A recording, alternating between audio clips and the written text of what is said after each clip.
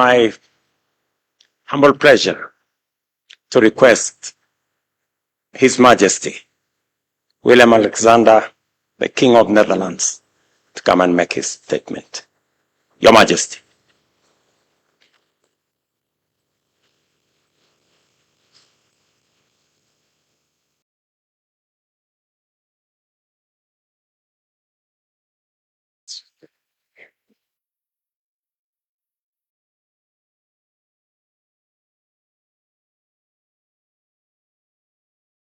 Mr. President, Mrs. Ruto, ladies and gentlemen. Mr. President, thank you for your kind words and for your warm welcome that the Queen and I have received here today. This is our second state visit to the African continent, and we're delighted to be visiting your country, the beautiful and dynamic Kenya.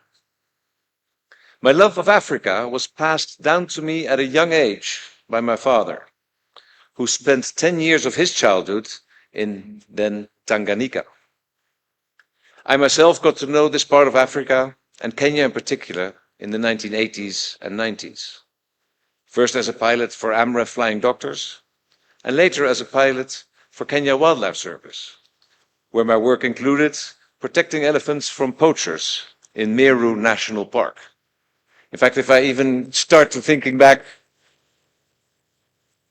first of all, the only pilot's license I ever had was not a Dutch pilot's license, was a Kenyan license, and the number was Y2294PL. Given to me by Gladys at DCA, first floor, first office on the left. I remember exactly of 1989 when I went there. So it is an important part of my heart. Seeing Kenya from the air is simply magical. The light, the colors, the wide vistas. But Kenya from the ground is even more impressive, because there you experience the incredible power of the people who live here and work this land. For 61 years, our countries have enjoyed close diplomatic ties, ties that we cherish. The future belongs to Kenya. You can sense the self-confidence of its people. There's so much talent here, so much potential. Millions of young Kenyans are eager to contribute to their country's further development. These self-assured and enterprising people are the engine driving Kenya forward. That enterprising spirit is something the Dutch recognize.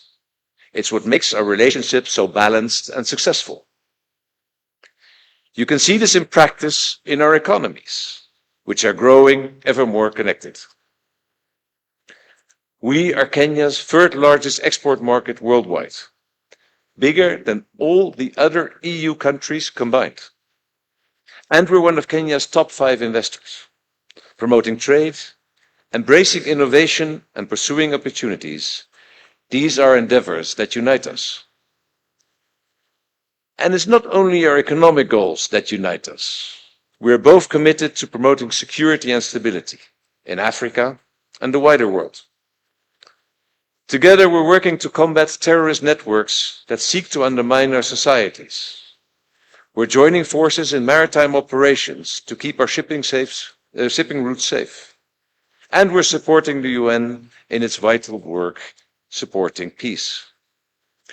You are home to no fewer than 34 UN agencies, an impressive figure indeed.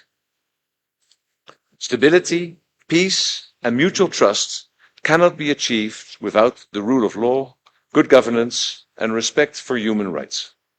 Freedom of expression and due process are laid down as key principles in your constitution and in ours. Safeguarding these principles and implementing them in practice is an ongoing task for us both. The democratic legal order is always work in progress. You are aware of our concerns regarding reports of abductions and impunity. As equal partners, we can discuss such issues candidly. We encourage all efforts aimed at ensuring accountability for human rights violations. Kenya has a treasure trove of human capital at its disposal.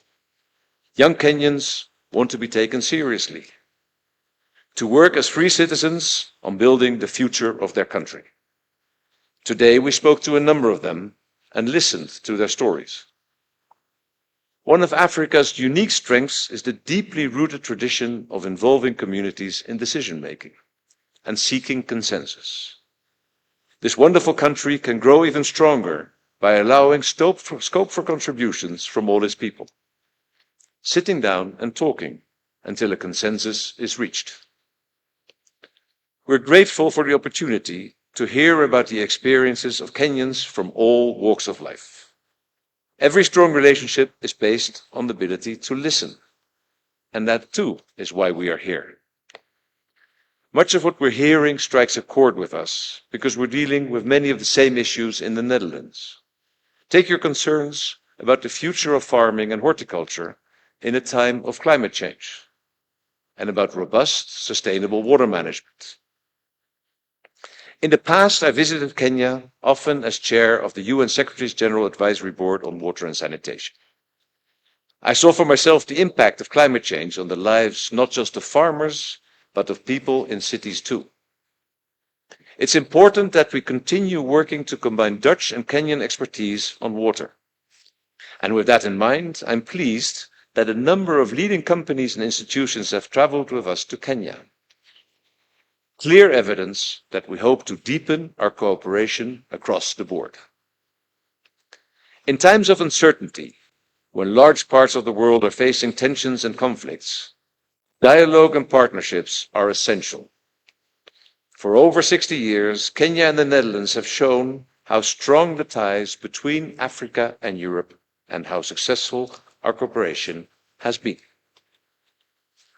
As members of bodies like the UN Human Rights Council, we meet each other in the global arena. But you don't experience the magic of Kenya at conferences, however important they may be. You experience it here.